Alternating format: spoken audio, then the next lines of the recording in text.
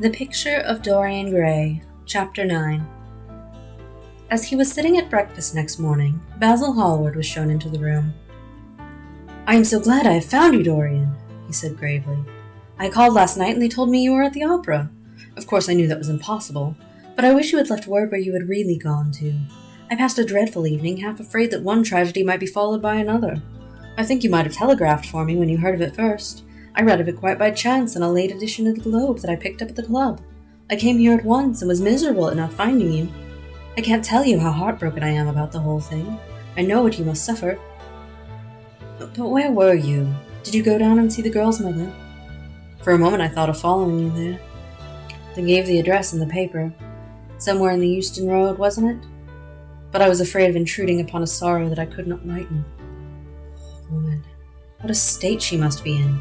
And her only child, too. What did she say about it all?"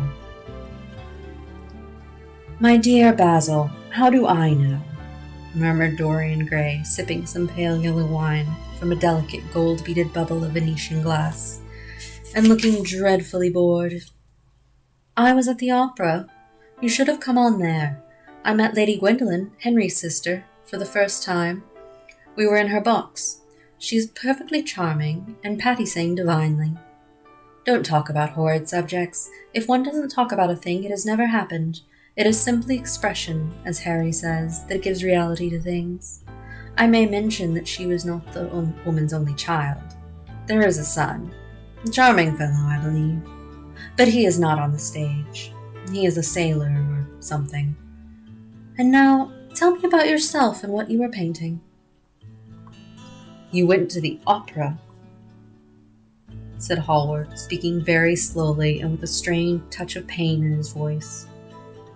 "You went to the opera while Sibyl Vane was lying dead in some sordid lodging.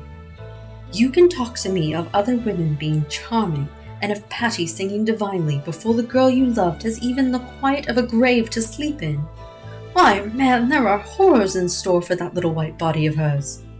"Stop, Basil, I won't hear it," cried Dorian, leaping to his feet. "You must not tell me about things. What's done is done. What is past is past." "You call yesterday the past?" "What has the actual lapse of time got to do with it? It is only shallow people who require years to get rid of an emotion. A man who is master of himself can end a sorrow as easily as he can invent a pleasure. I don't want to be at the mercy of my emotions. I want to use them, to enjoy them, and to dominate them." "Dorian, this is horrible. Something has changed you completely. You look exactly the same wonderful boy who day after day used to come down to my studio to sit for his picture. But you were simple, natural, and affectionate then. You were the most unspoiled creature in the whole world. Now I don't know what has come over you. You talk as if you had no heart, no pity in you." "It is all Harry's influence. I see that." The lad flushed up and, going to the window, looked out for a few moments on the green, flickering, sun-lashed garden. "I owe a great deal to Harry, Basil," he said at last. "More than I owe to you. You only taught me to be vain." "Well, I am punished for that, Dorian, or shall be someday." "I don't know what you mean, Basil," he exclaimed, turning round. "I don't know what you want. What do you want?" "I want the Dorian Gray I used to paint," said the artist sadly. "Basil," said the lad, going over to him and putting his hand on his shoulder, "you have come too late. Yesterday when I heard that Sibyl Vane had killed herself—" "Killed herself? Good heavens! Is there no doubt about that?" cried Hallward, looking up at him with an expression of horror. "My dear Basil, surely you don't think it was a vulgar accident? Of course she killed herself."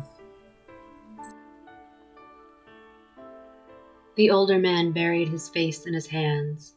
"How fearful," he muttered, and a shudder ran through him. "No," said Dorian Gray. "There is nothing fearful about it. It is one of the great romantic tragedies of the age. As a rule, people who act lead the most commonplace lives. They are good husbands, or faithful wives, or something tedious. You know what I mean.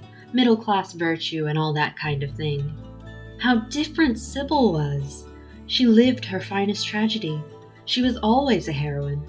The last night she played, the night you saw her, she acted badly because she had known the reality of love. When she knew its unreality, she died, as Juliet might have died. She passed again into the sphere of art. There was something of the martyr about her. Her death has all the pathetic uselessness of martyrdom, all its wasted beauty. But as I was saying, you must not think I have not suffered. If you had come in yesterday at a particular moment, about 5:30 perhaps, or 5:45, you would have found me in tears. Even Harry, who was here, who brought me the news in fact, had no idea what I was going through. I suffered immensely. Then it passed away. I cannot repeat an emotion. No one can, except sentimentalists. And you are awfully unjust, Basil. You come down here to console me. That is charming of you. You find me consoled, and you are furious. How like a sympathetic person.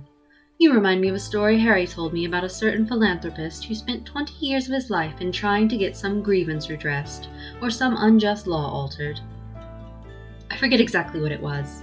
Finally, he succeeded, and nothing could exceed his disappointment. He had absolutely nothing to do, almost died of ennui, and became a confirmed misanthrope. And besides, my dear old Basil, if you really want to console me, teach me rather to forget what has happened, or to see it from the proper artistic point of view. Was it not Gautier who used to write about la consolation des arts? I remember picking up a little vellum-covered book in your studio one day and chancing on that delightful phrase. Well, I am not like that young man you told me of when we were down at Marlow together, the young man who used to say the yellow satin could console one for all the miseries of life. I love beautiful things that one can touch and handle. Old brocades, green bronzes, lacquer work, carved ivories, exquisite surroundings, luxury, pomp. There is much to be got from all these. But the artistic temperament that they create, or at any rate reveal, is still more to me. To become the spectator of one's own life, as Harry says, is to escape the suffering of life. I know you are surprised at my talking to you like this. You have not realized how I have developed. I was a schoolboy when you knew me. I am a man now. I have new passions, new thoughts, new ideas. I am different, but you must not like me less. I am changed, but you must always be my friend. Of course, I am very fond of Harry, but I know that you are better than he is. You are not stronger. You are much too afraid of life. But you are better. And how happy we used to be together. Don't leave me, Basil, and don't quarrel with me. I am what I am. There is nothing more to be said. The painter felt strangely moved. The lad was infinitely dear to him, and his personality had been the great turning point in his art. He could not bear the idea of reproaching him any more. After all, his indifference was probably merely a mood that would pass away. There was so much in him that was good, so much in him that was noble. "Well, Dorian," he said at length with a sad smile, "I won't speak to you again about this horrible thing after today. I only trust your name won't be mentioned in connection with it. The inquest is to take place this afternoon. Have they summoned you?" Dorian shook his head, and a look of annoyance passed over his face at the mention of the word inquest. There was something so crude and vulgar about everything of the kind. "They don't know my name," he answered, "but surely she did." "Only my Christian name, and that I am quite sure she never mentioned to anyone. She told me once that they were all rather curious to learn who I was, and that she invariably told them my name was Prince Charming. It was pretty of her. You must do me a drawing of Sibyl, Basil. I should like to have something more of her than the memory of a few kisses and some broken, pathetic words." "I will try and do something, Dorian, if it would please you. But you must come and sit to me yourself again. I can't get on without you." "I can never sit to you again, Basil. It is impossible," he exclaimed, starting back. The painter stared at him. "My dear boy, what nonsense!" he cried. "Do you mean to say you don't like what I did of you? Where is it? Why have you pulled the screen in front of it? Let me look at it. It is the best thing I have ever done. Do take the screen away, Dorian. It is simply disgraceful of your servant hiding my work like that. I felt the room looked different as I came in." "My servant has nothing to do with it, Basil. You don't imagine I let him arrange my room for me? He settles my flowers for me sometimes, that is all. No, I did it myself. The light was too strong on the portrait. Too strong? Surely not, my dear fellow. It is an admirable place for it. Let me see it. And Hallward walked toward the corner of the room. A cry of terror broke from Dorian Gray's lips, and he rushed between the painter and the screen. "Basil," he said, looking very pale, "you must not look at it. I don't wish you to." "Not look at my own work? You are not serious. Why shouldn't I look at it?" exclaimed Hallward, laughing. "If you try to look at it, Basil, on my word of honor, I will never speak to you again as long as I live. I am quite serious. I don't offer any explanation, and you are not to ask for any. But remember, if you touch this screen, everything is over between us." Hallward was thunderstruck. He looked at Dorian Gray in absolute amazement. He had never seen him like this before. The lad was actually pallid with rage. His hands were clenched, and the pupils of his eyes were like discs of blue fire. He was trembling all over.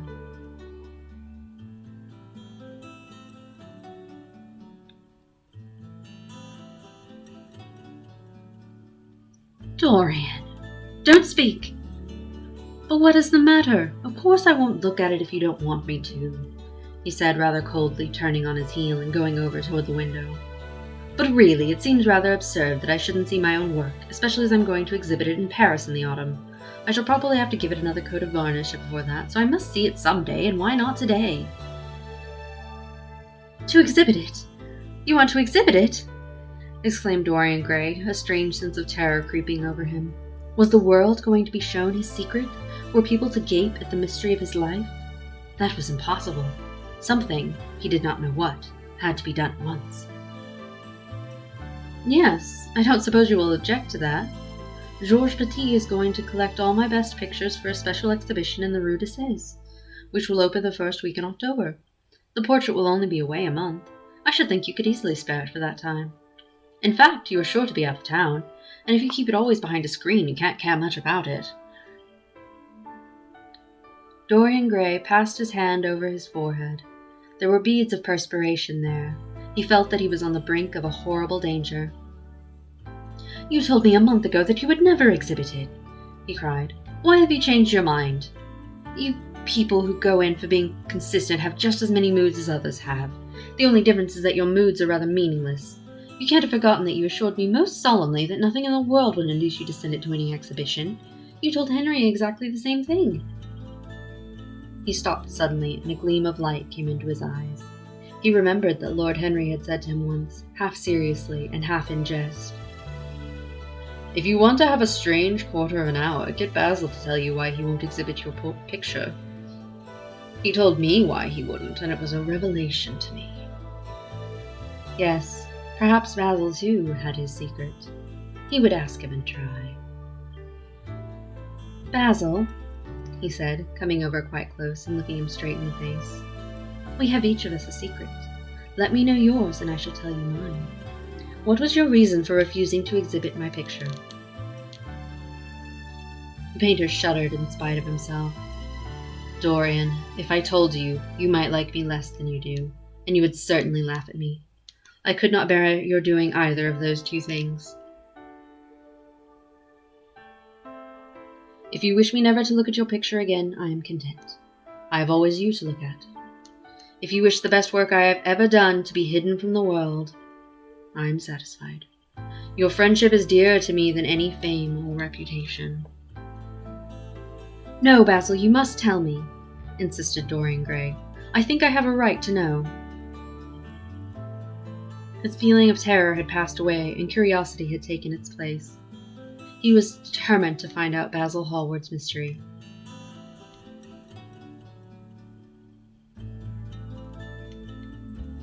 "Let us sit down, Dorian," said the painter, looking troubled. "Let us sit down. And just answer me one question. Have you noticed in the picture something curious? Something that probably at first did not strike you, but that revealed itself to you suddenly?" "Basil!" cried the lad, clutching the arms of his chair with trembling hands and gazing at him with wild, startled eyes. "I see you did. Don't speak. Wait till you hear what I have to say. Dorian, from the moment I met you, your personality had the most extraordinary influence over me. I was dominated, soul, brain, and power by you. You became to me the visible incarnation of that unseen ideal, whose memory haunts us artists like an exquisite dream. I worshipped you. I grew jealous of everyone to whom you spoke. I wanted to have you all to myself. I was only happy when I was with you. When you were away from me, you were still present in my art. Of course, I never let you know anything about this. It would have been impossible. You would not have understood it. I hardly understood it myself. I only knew that I had seen perfection face to face, and that the world had become wonderful to my eyes. Too wonderful, perhaps, for in such mad worships there is peril. The peril of losing them, no less than the peril of keeping them. Weeks and weeks went on, and I grew more and more absorbed in you. Then came a new development. I had drawn you as Paris in dainty armor, and as Adonis with huntsman's cloak and polished boar spear. Crowned with heavy lotus blossoms, you had sat on the prow of Adrian's barge, gazing across the green, turbid Nile. You had leaned over the still pool of some Greek woodland, and seen in the water's silent silver the marvel of your own face. And it had all been what art should be, unconscious, ideal, and remote. One day, a fatal day I sometimes think, I determined to paint a wonderful portrait of you as you actually are, not in the costume of dead ages, but in your own dress and in your own time. Whether it was the realism of the method or the mere wonder of your own personality, thus directly presented to me without mist or veil, I cannot tell. But I know that as I worked at it, every flake and film of color seemed to me to reveal my secret. I grew afraid that others would know of my idolatry.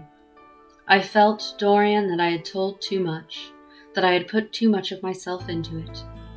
Then it was that I resolved never to allow the picture to be exhibited. You were a little annoyed, but then you did not realize all that it meant to me. Harry, to whom I talked about it, laughed at me, but I did not mind that. When the picture was finished and I sat alone with it, I felt that I was right. Well, after a few days, the thing left my studio, and as soon as I had got rid of the intolerable fascination of its presence, it seemed to me that I had been foolish in imagining that I had seen anything in it, more than that you were extremely good-looking and that I could paint. Even now I cannot help feeling that it is a mistake to think that the passion one feels in creation is ever really shown in the work one creates. Art is always more abstract than we fancy. Form and color tell us of form and color, that is all. It often seems to me that art conceals the artist far more completely than it ever reveals him. And so when I got this offer from Paris, I determined to make your portrait the principal thing in my exhibition. It never occurred to me that you would refuse. I see now that you were right. The picture cannot be shown. You must not be angry with me, Dorian, for what I have told you. As I said to Harry once, you are made to be worshipped. Dorian Gray drew a long breath. The color came back to his cheeks, and a smile played about his lips. The peril was over. He was safe for the time. Yet he could not help feeling infinite pity for the painter who had just made this strange confession to him, and wondered if he himself would ever be so dominated by the personality of a friend. Lord Henry had the charm of being very dangerous, but that was all. He was too clever and too cynical to be really fond of. Would there ever be someone who would fill him with such strange idolatry? Was that one of the things that life had in store? "It is extraordinary to me, Dorian," said Hallward, "that you should have seen this in the portrait. Did you really see it?" "I saw something in it," he answered.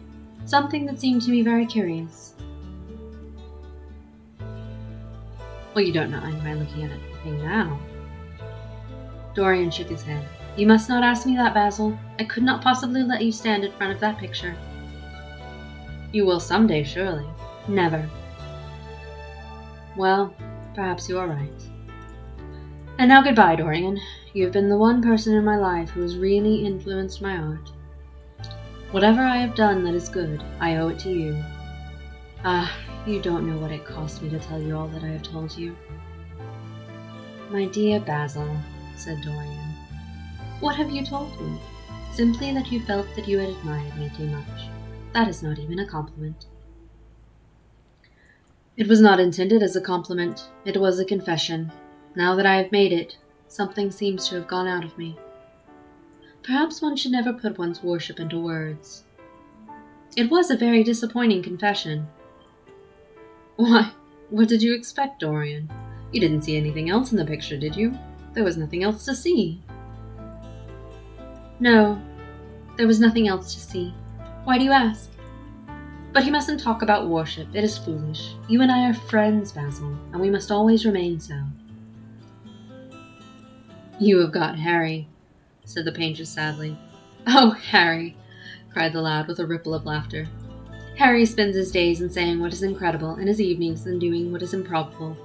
Just the sort of life I would like to lead. But still, I don't think I would go to Harry if I were in trouble. I would sooner go to you, Basil. You will sit to me again? Impossible. You spoil my life as an artist by refusing, Dorian. No man came across two ideal things. Few come across one. I can't explain it to you, Basil, but I must never sit to you again. There is something fatal about a portrait. It has a life of its own. I will come and have tea with you. That will be just as pleasant. Pleasanter for you, I am afraid, murmured Hallward regretfully. And now goodbye. I am sorry you won't let me look at the picture once again, but that can't be helped. I quite understand what you feel about it. As he left the room, Dorian Gray smiled to himself. Poor Basil. How little he knew of the true reason, and how strange it was that, instead of having been forced to reveal his own secret, he had succeeded, almost by chance, in wresting the secret from his friend. How much that strange confession explained to him. The painter's absurd fits of jealousy, his wild devotion, his extravagant panegyrics, his curious reticences. He understood them all now, and he felt sorry. There seemed to him to be something tragic in a friendship so colored by romance. He sighed and touched the bell. The portrait must be hidden away at all costs. He could not run such a risk of discovery again. It had been mad of him to have allowed the thing to remain, even for an hour, in a room to which any of his friends had access.